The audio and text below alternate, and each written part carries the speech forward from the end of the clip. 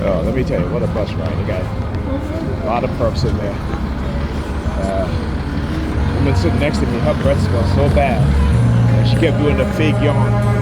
She kept looking at me. At one point, I literally had to look over at her and be like, I was going to say, lady, why the hell you keep looking at me? Is there a problem?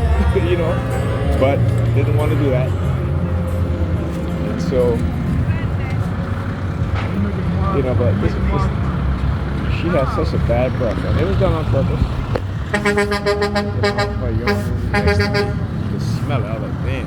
Yeah,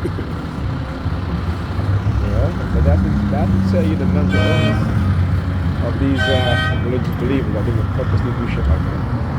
Purposely go outside, not brushing their teeth. Right? Breath smells really bad, and not even, you know, could have got some gum or something. You know, this shit is hilarious. Right? And again, this is being done on purpose. Then you had these two young male and female wearing all black, doing the same thing too. And it's hilarious.